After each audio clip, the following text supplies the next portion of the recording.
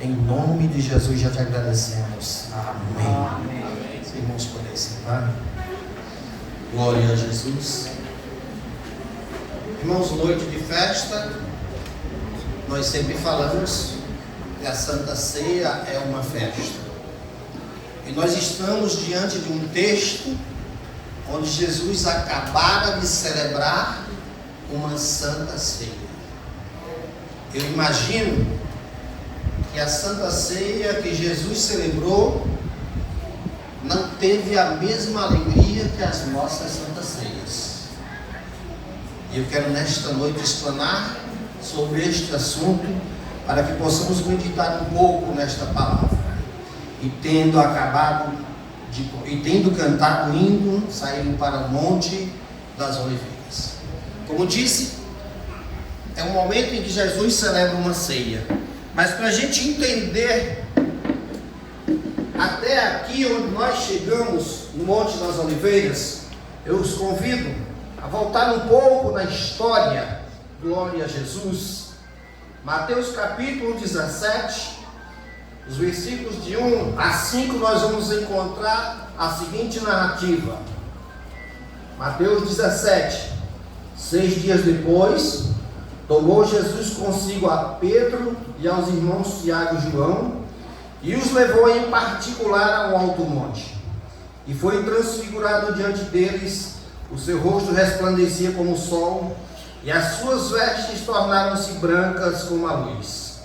E eis que eles apareceram, Moisés e Elias, falando com ele. Então disse Pedro a Jesus: bom é estarmos aqui. Se queres, farei aqui 3 tendas, uma será tua, outra para Moisés e outra para Elias. Falava ele ainda quando uma nuvem luminosa os envolveu, e eis vindo da nuvem uma voz que dizia: este é o meu filho amado, em quem me comprazo, a ele ouvi. Glória a Jesus.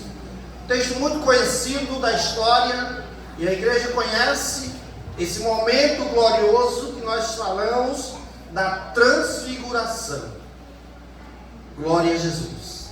Mas também um outro momento que nós podemos dizer glorioso pela presença de Deus, glorioso pela experiência que os discípulos tiveram em poder vislumbrar um pouco do céu. Mas para Jesus não foi um momento tão glorioso. Como assim, irmão Francisco? Jesus estava falando com o Pai, com Moisés e com Elias, e não foi um momento tão glorioso? Eu explico? Não, a Bíblia explica. Glória a Jesus. Lucas capítulo 9. Louvado seja Deus. Glória a Jesus para todos sempre.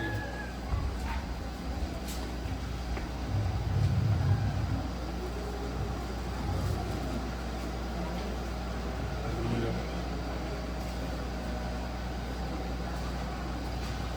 9:31 de Lucas diz assim: os quais apareceram em glória e falavam da partida que ele estava para cumprir em Jerusalém e sobre a sua morte.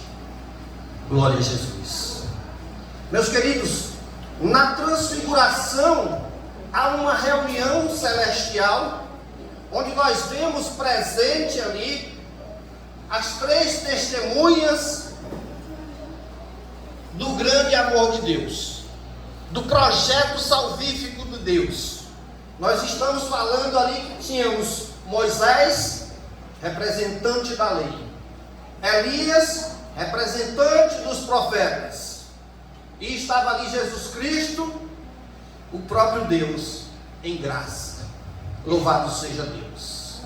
Observem que na narrativa de Jesus, quando da passagem da morte do rico e Lázaro, quando o rico pede a Jesus para voltar, para falar com os irmãos, para não caírem no mesmo erro de irem parar no Hades, Jesus diz assim: eles têm a lei e os profetas, a eles ouviram. Glória a Jesus. Mas agora, aqui na transfiguração, nós estamos vendo filho amado em quem me comprazo a ele ouvir. Agora passa o período da lei, agora passa o período dos profetas, e nós estamos no período da graça. Mas a graça para nós, repito, mas para Jesus não. Porque a pauta da reunião era que Jesus ia para Jerusalém para morrer. Glorificado seja o nome de Jesus. Jesus estava descendo para Jerusalém para cumprir um propósito do Pai. Glória a Jesus. E um propósito que já estava pré-estabelecido desde a fundação dos tempos. Lá em Apocalipse, no capítulo 18, nós vamos encontrar: e o Cordeiro estava posto desde a fundação dos tempos. Glória a Jesus. Lucas, ainda, capítulo 9, 51, vai dizer assim: e aconteceu que, completando-se os dias para sua assunção, manifestou o firme propósito de ir a Jerusalém. Meus irmãos, analisemos bem esse contexto. Jesus está numa reunião celestial, e está ali a lei, os profetas e o projeto de Deus, que era para ir para Jerusalém para morrer. Jesus desce com seus discípulos, e momentos depois nós vamos ver e ouvir a narrativa de Lucas dizendo que, completando os dias para a sua assunção, ou seja, completar o projeto de Deus, manifestou o firme propósito.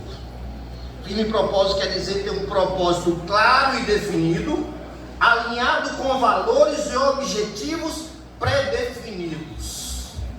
Jesus já sabia que ele ia enfrentar a morte.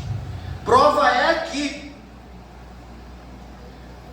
a primeira reunião que ele tem com os seus discípulos, ele vai falar com seus discípulos sobre a necessidade de ir a Jerusalém e o que os aguardava em Jerusalém.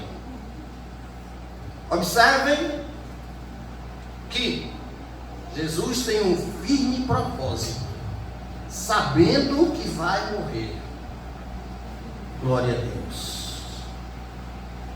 Amados, eu fico a imaginar que nós, meros mortais, quando a gente sabe que tem uma blitz na estrada, por mais que o nosso veículo esteja todos em dia, se a gente puder evitar para cortar caminho, a gente vai cortar caminho para evitar o dissabor somente de ser abordado. Verdade. Se a gente sabe que numa estrada tem malfeitores, que normalmente ocorre assaltos naquela região, a gente evita passar naquele lugar. E Jesus agora sabia que ia para Jerusalém para morrer. Mas ele tinha um firme propósito. Glória a Deus. Ele tinha um propósito de cumprir aquilo que Deus estabeleceu. Como disse Apocalipse capítulo 13, versículo 8. O Cordeiro já foi posto lá desde a fundação dos tempos. Amém. Glória a Jesus. E aí nós vamos ver essa trajetória de Jesus voltando a Jerusalém. E vamos chegar nesse momento que é a celebração da ceia, a qual nós lemos o versículo. Jesus manda seus discípulos à frente para preparar a ceia. E eles vão, Pedro e João, a um lugar determinado pelo próprio Jesus, prepara aquela ceia, e naquela ceia, Jesus vai trazer uma narrativa que nós estamos acostumados com ela, foi lido aqui nessa noite, através do apóstolo Paulo, capítulo 11, a A partir do versículo 23 que foi lido nesta noite. Glória a Jesus. Mas na narrativa de Jesus aqui em Lucas, louvado seja Deus, nós vamos encontrar em Mateus, nós vamos encontrar a seguinte: enquanto comiam, tomou Jesus o pão e abençoando partiu e deu aos seus discípulos dizendo: tomai, comei, isto é o meu corpo. A seguir tomou o cálice, tendo dado graça, deu aos seus discípulos dizendo: bebei dele todos, porque isso é o meu sangue, o sangue da nova aliança, derramado em favor de muitos, para a remissão do pecado. E digo-vos que desta hora em diante não beberei do fruto da videira, até aquele dia em que hei de beber novo convosco no reino de meu Pai. Meus queridos, quando nós ouvimos do próprio Jesus essa narrativa, em dizer, o pão simboliza o meu corpo, eu acredito que deve ter irmãos aqui com 20, 30, 40, 50 anos de crente. Para a glória do Senhor já tem uns 45. Então nós temos 45 anos ouvindo a mesma mensagem de que o pão que nós celebramos a ceia representa o corpo de Cristo. E na narrativa de Paulo diz assim: fazei isso em memória de mim. Mas a gente não aprendeu a que Jesus Cristo estava se referindo. Que memória é essa? Nós queremos nos apegar apenas à parte final, que Jesus diz até que venha. Essa é a promessa.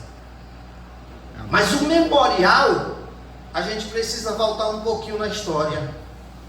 Isaías 53, trecho muito conhecido também da palavra de Deus. Vejam, Isaías está 650 anos aproximadamente antes de Jesus Cristo. E Isaías tem uma visão dada por Deus e ele escreve, Isaías 53, a partir do versículo 4: verdadeiramente, ele tomou sobre si as nossas enfermidades, e as nossas dores levou sobre si. E nós o reputamos por aflito de Deus, ferido de Deus e oprimido. Mas ele foi ferido pelas nossas transgressões e moído pelas nossas iniquidades. O castigo que nos estava proposto, mas que nos traz a paz, estava sobre ele, e pelas suas pisaduras nós fomos sarados. Glória a Deus. Amados, ao longo da história, eu acho até que o mundo, tentando apagar o valor da morte de Jesus Cristo, parece que nós entramos na mesma onda. Parece que a igreja também entrou no marasmo. Nós ouvimos falar isso desde criança, e o fato de ouvir repetidas vezes, nós não damos o valor que tem. Quando ouvimos falar sobre a morte de Jesus Cristo, parece que nós estamos ouvindo falar de um filme sensacionalista, que mais parece esses filmes épicos, com um final feliz. E nós acostumamos até a ver a forma de transliteração da literatura para a imagem. E quem aqui já não assistiu a Paixão e Morte de Jesus Cristo? Por curiosidade, nós vemos na televisão, nas novelas.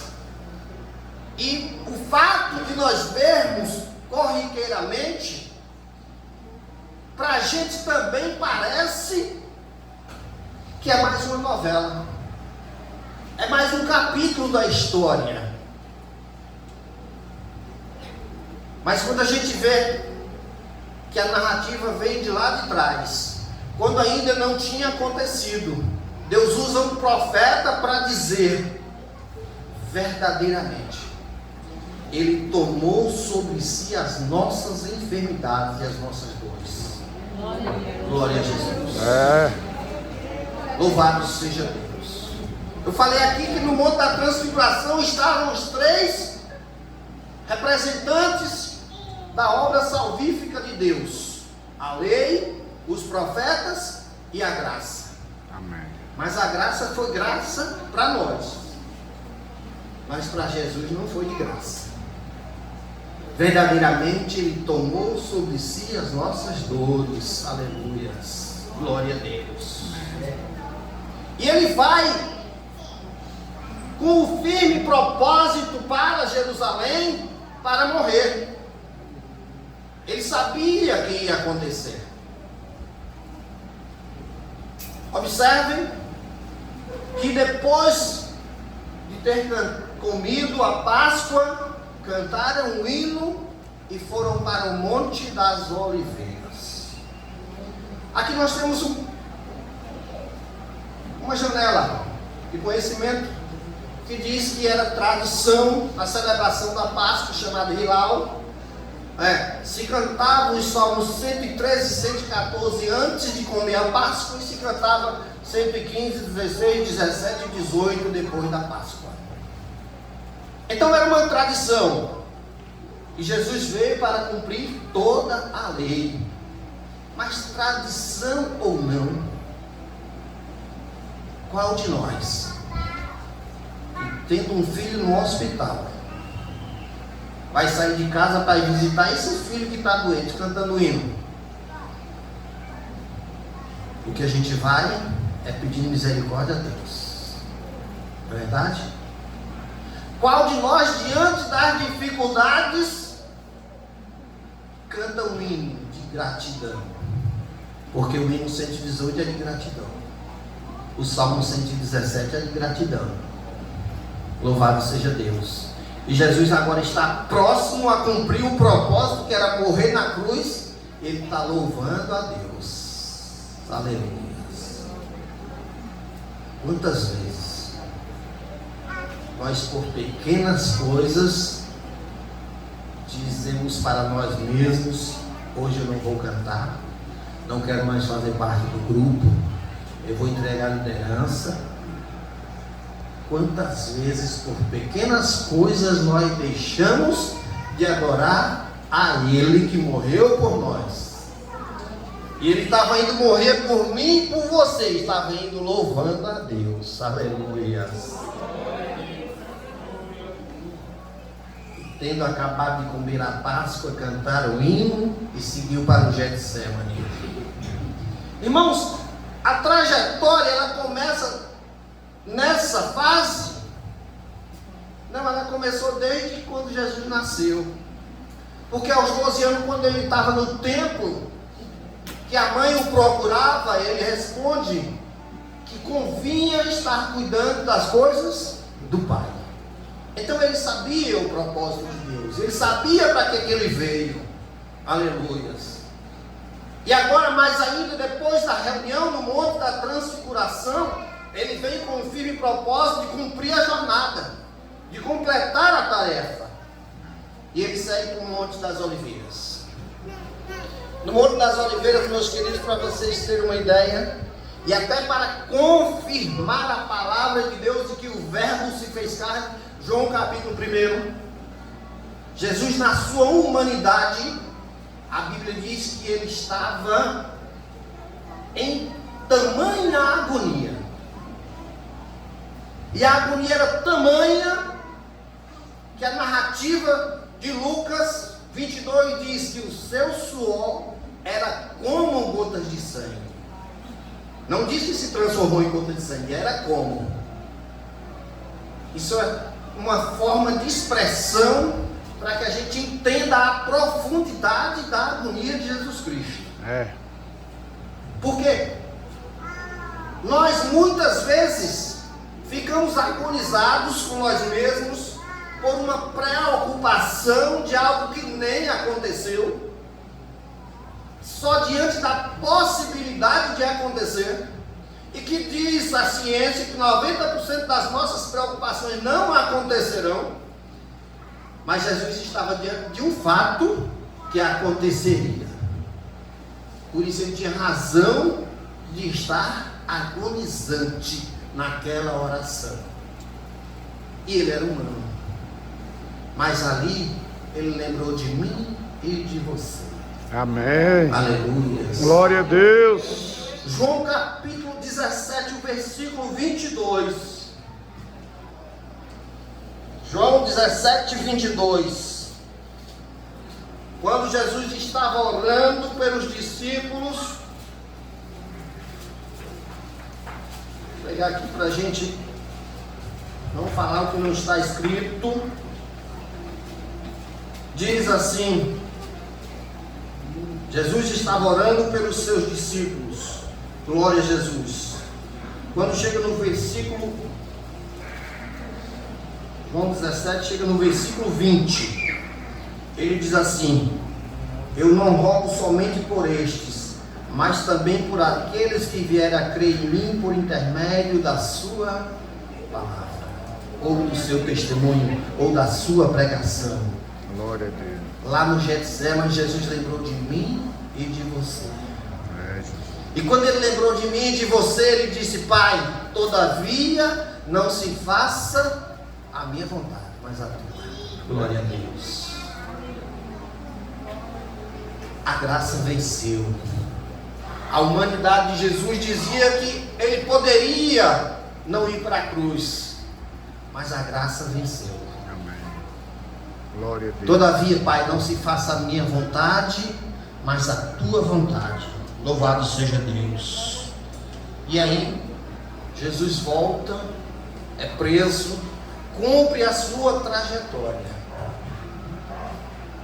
E na cruz do Calvário, ele expirou. Na cruz do Calvário, ele pagou por mim e por você. Isaías, como eu disse, há 5, 6 séculos atrás, profetizou o que ele não tinha visto. Mas agora, 60 anos depois da morte de Jesus Cristo, vem Pedro e escreve na sua primeira carta, 1 Pedro capítulo 2, 24, levando ele mesmo em seu corpo os nossos pecados sobre o madeiro, para que, morto para os pecados, pudéssemos viver para a justiça, e pelas suas feridas fomos sarados. Glória a Deus. Glória a Deus. Isaías profetizou do que não viu, mas Deus mostrou em detalhes. Agora Pedro vivenciou. Pedro não estava no pé da cruz, quem estava era João, mas com certeza ele estava escondido vendo. Glória a Deus. Porque se Pedro foi curioso para acompanhar Jesus lá naquele momento em que ele negou, eu tenho certeza que ele foi curioso para acompanhar, mesmo de longe, todo o processo da cruz. E agora ele pode testemunhar e dizer: levando ele mesmo em seu corpo os nossos pecados sobre o madeiro, para que, mortos para os pecados, pudéssemos viver para a justiça, porque pelas suas pisaduras fomos sarados.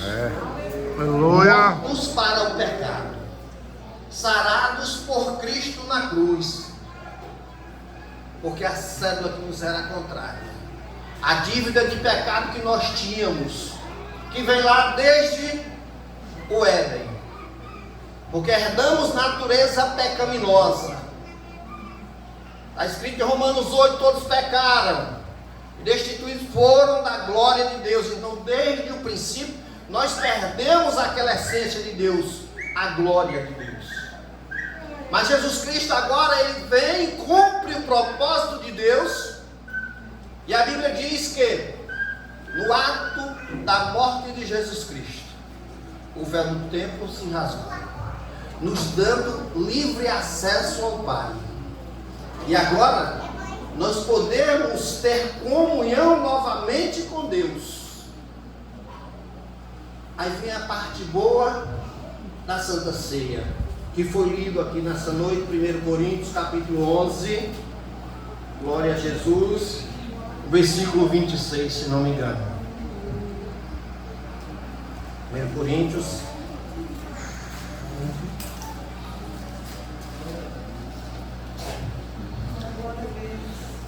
Porque todas as vezes que comerdes este pão e beberdes este cálice, anunciai a morte do Senhor até que venha. Irmãos, Jesus disse que é um memorial. E o memorial é a gente lembrar a memória de quê? Do sacrifício dele na cruz. Mas a gente vai lembrar desse memorial, precisamos fazer essa imersão no sofrimento de Jesus Cristo. Alguém diz assim, mas ele era Deus. Não, Senhor, enquanto ele foi para a cruz, ele era humano. Nós provamos isso aqui no Getsemane. Ele era humano.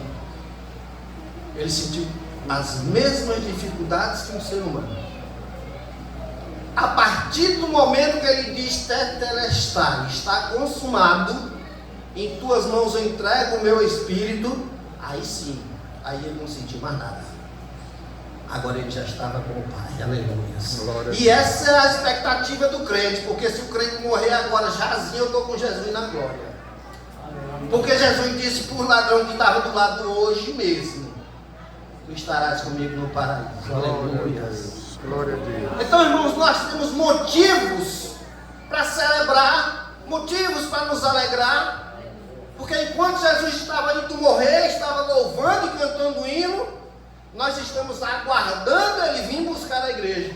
Aleluia. Nós temos mais motivos ainda para celebrar, para participar da ceia alegremente e dizer: Jesus, obrigado pelo teu sacrifício na cruz, que nos permitiu estar em comunhão, lembrando do teu sacrifício, mas na certeza de que o Senhor vai voltar, porque ele mesmo prometeu celebrar em memória de mim até que eu venha. E ele vem em nome de Jesus. Então essa noite, meu irmão, reflita nesta palavra. Celebre com alegria, não somente na ceia, mas em todos os dias das nossas vidas. Glorifiquemos a Ele, porque foi Ele que padeceu em meu e em seu lugar, para nos garantir vida eterna em Jesus. Que Deus em Cristo nos abençoe, e agradeço a oportunidade.